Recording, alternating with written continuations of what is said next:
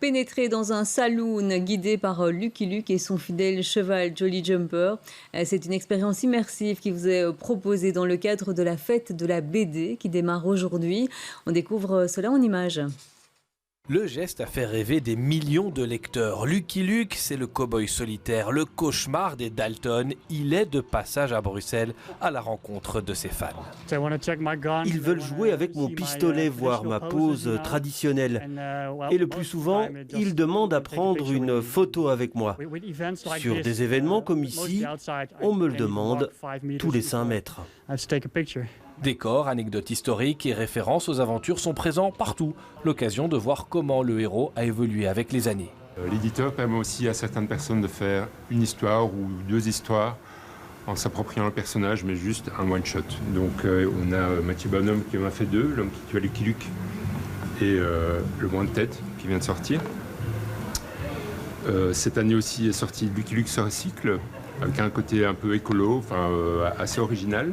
Et ne dites plus que c'est Tintin le Belge le plus connu dans le monde. Certains pourraient se vexer. C'est l'année de Lucky Luke. On fête les 75 ans de la naissance du personnage en 1946 par Maurice. Et donc ici, on est vraiment dans le village de Lucky Luke. On peut se promener, comme vous voyez ici le salon derrière moi. C'est moins fréquentable, mais il y a les pompes funèbres et la prison, le bureau du shérif, bien sûr. C'est évidemment très familial. On peut venir jouer, lancer des fers à cheval et se mettre devant l'ombre. Au fil des 80 albums, on a vu le cow-boy évoluer, cesser de fumer, tomber amoureux. Son nom est même devenu synonyme de rapidité. Et pour en savoir un petit peu plus sur le programme de la fête de la BD, nous rejoignons Michel Gaillard en direct. La fête cette année ne dure pas un week-end, mais tout un mois.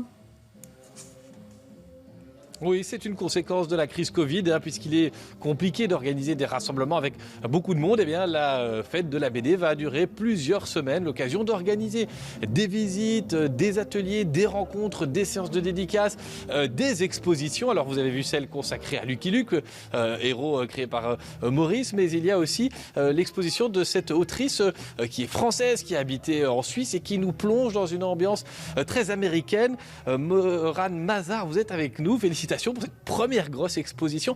C'est quoi finalement votre univers? Qu'est-ce qu'on peut découvrir ici dans votre travail? Bonjour et merci beaucoup. Alors ici nous sommes dans une exposition autour de mon roman graphique Tanz et plutôt qu'une exposition des planches assez classiques, je pense qu'on peut parler d'une mise en ambiance, d'une mise en scène, d'une recontextualisation du livre.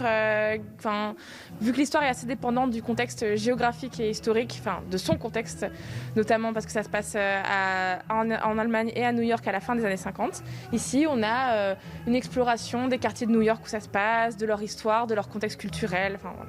Alors vous êtes modeste parce qu'il vous a valu d'être primé à Angoulême, s'il vous plaît, primé aussi dans vos études. C'est important ce genre de rassemblement comme la fête de la bande dessinée pour de jeunes autrices ou des auteurs même connus? Alors oui, moi c'est pas mon premier festival de BD, mais j'en ai pas fait énormément, entre autres parce qu'il y a eu le Covid l'année dernière. Et c'est vraiment en fait d'être dans un endroit où on est réunis avec nos pairs, où on peut rencontrer d'autres auteurs et autrices, ou même des professionnels du monde de la BD, et juste vraiment vivre notre passion. C'est inestimable en fait. Ce sera quoi le programme pour vous là pendant votre séjour à Bruxelles? Vous restez jusque quand? Vous allez réussir à sortir de votre travail? Alors oui, il y a quelques expositions que j'aimerais bien aller voir quand même, notamment celle d'Olivier Schrawen, dont j'aime beaucoup le travail. Et je suis là jusqu'à lundi soir et je vais faire visiter plusieurs fois cette exposition qui est quand même un moment extrêmement émouvant pour moi, donc je me lasse pas d'être ici. Mais félicitations, elle nous a confié qu'elle avait eu effectivement de l'émotion, quelques larmes, on peut le dire, Moran Mazar. Attention, un autre rendez-vous important de la fête de la BD, c'est la Balloons Parade. Et il n'y aura pas de grande parade avec les ballons cette année, mais il y aura plusieurs endroits où vous pourrez voir ces ballons gonflés. Il y a des indices pour faire cette chasse aux ballons. Ils sont à voir sur le site de la fête de la BD. Merci Michel Gaillard et on souhaite à votre invité une très bonne fête de la BD et puis à vous également qui y participerez.